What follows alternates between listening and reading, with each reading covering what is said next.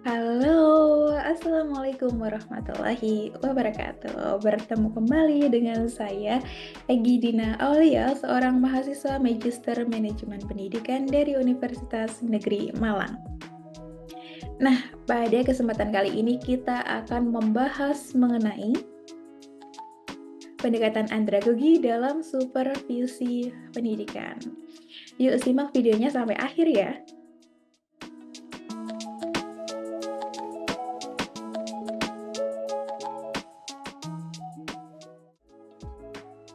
Teman-teman, kita tahu bahwa pendidik itu merupakan kunci utama dari proses pendidikan yang nantinya nih menjadi indikator adanya kemajuan atau kemunduran mutu bidang pendidikan suatu negara. Melihat pentingnya peran yang ditanggung oleh pendidik, maka dibutuhkan orang atau instansi yang dapat membantu pendidik mengembangkan potensi atau kemampuannya.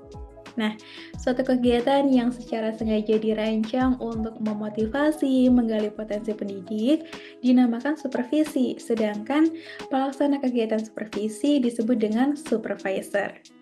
Kenapa temanya pendekatan andragogi dalam supervisi pendidikan? Apa itu pendekatan andragogi? Apa kaitannya pendekatan andragogi dengan supervisi pendidikan? Lalu bagaimana ya bentuk pendekatan andragogi yang digunakan saat melaksanakan supervisi pendidikan? Ayo kita bahas satu persatu ya.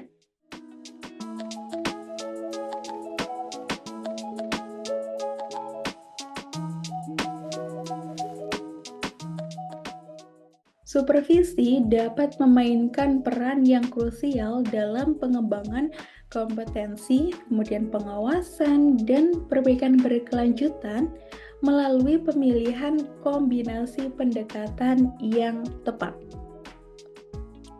Nah, pemilihan pendekatan supervisi ditentukan berdasarkan kebutuhan dan konteks pendidikan yang spesifik. Dalam supervisi pendidikan, yang menjadi objek supervisi adalah pendidik, di mana pendidik ini adalah seorang individu dewasa. Maka dari itu, supervisor dihadapkan dengan individu dewasa yang memiliki banyak pengalaman, baik dalam bidang pekerjaan maupun pengalaman lain dalam kehidupannya. Nah, sehingga untuk menghadapi objek tersebut, supervisor ini atau kepala sekolah membutuhkan sebuah pendekatan dan strategi yang lebih cocok dengan konsep diri, kematangan, dan pengalaman pendidik. Salah satu pendekatan utama yang biasanya muncul pada pembelajaran orang dewasa adalah pendekatan andragogi.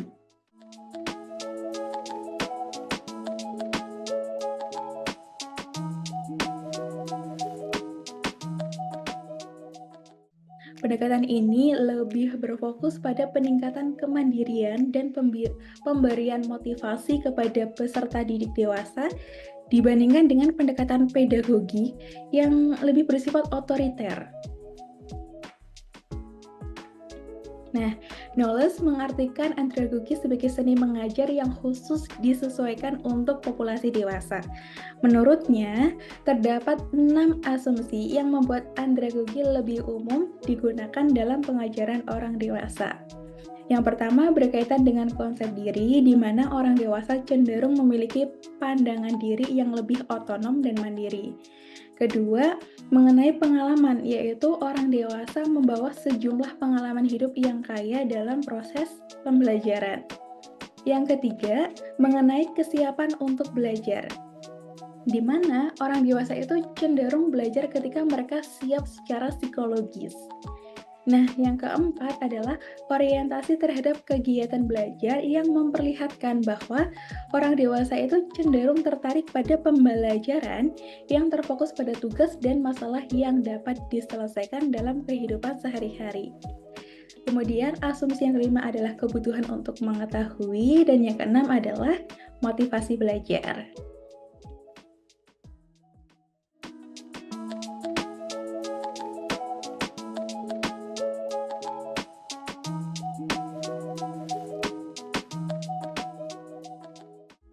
Pendidikan orang dewasa yang didasari konsep andragogi itu tidak mengacu pada usia kronologis, namun berdasarkan pada kematangan psikologis.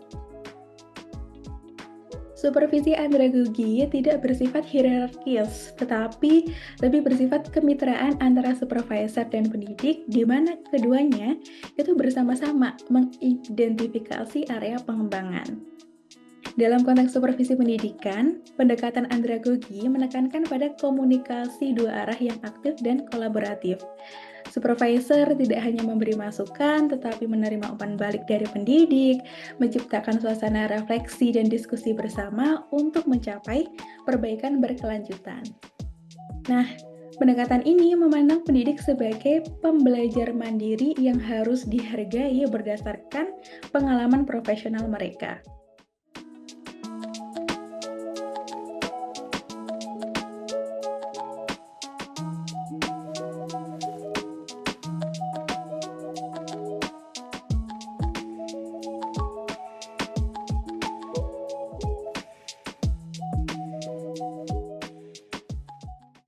Nah, teman-teman kita sudah tahu ya di awal bahwa supervisi pendidikan dengan menggunakan pendekatan andragogi itu menekankan pada komunikasi dua arah yang aktif dan kolaboratif. Bagaimana caranya?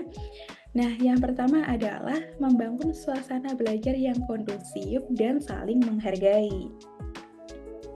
Supervisor itu perlu menciptakan lingkungan yang memungkinkan pendidik merasa nyaman untuk menyampaikan gagasan dan menerima umpan balik, sehingga interaksi yang terjadi dapat mendorong pembelajaran dua arah. Langkah yang kedua yaitu membuat perencanaan bersama.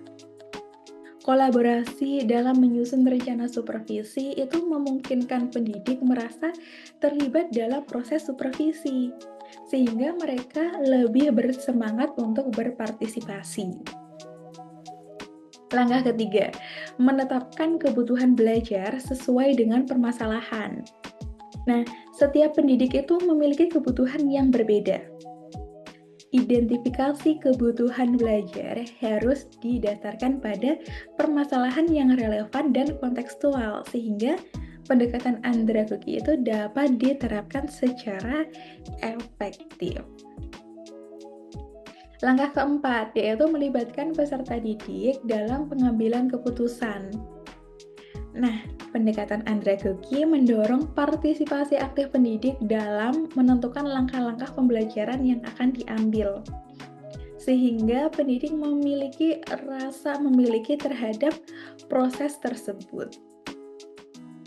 Langkah yang kelima yaitu melibatkan peserta didik dalam proses evaluasi pembelajaran. Evaluasi yang dilakukan bersama itu membantu pendidik untuk merefleksikan proses yang telah dilakukan dan memahami area yang membutuhkan perbaikan.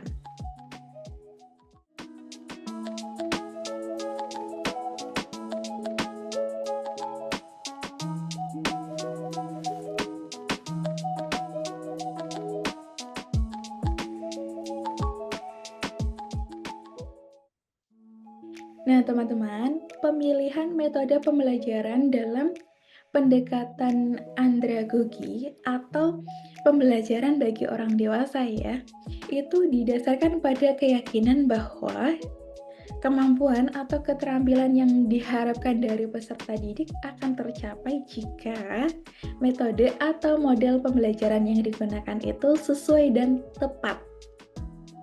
Pada pendekatan andragogi, beberapa metode yang bisa digunakan meliputi pertama, ada metode pembelajaran yang berbasis pada diskusi kelompok, kemudian simulasi. Ada juga model pembelajaran studi kasus atau pembelajaran kolaboratif model lainnya. Nah, sebenarnya setiap pembelajaran itu bisa menggunakan satu metode atau kombinasi dari beberapa metode untuk memastikan bahwa capaian pembelajaran tersebut itu terpenuhi dengan efektif. Lalu ketika kita menggunakan pendekatan andragogi, tantangan dan hambatan yang kita hadapi seperti apa ya?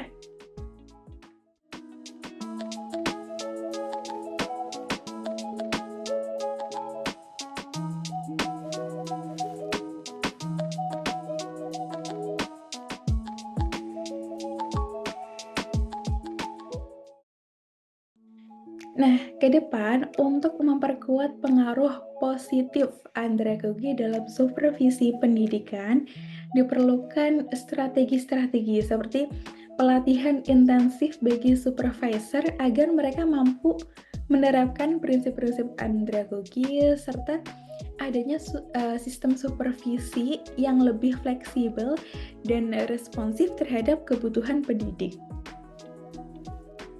Namun, ada peluang terbesar dari pendekatan andragogi ini adalah adanya peningkatan kemandirian dan motivasi pendidik untuk terus berkembang secara profesional.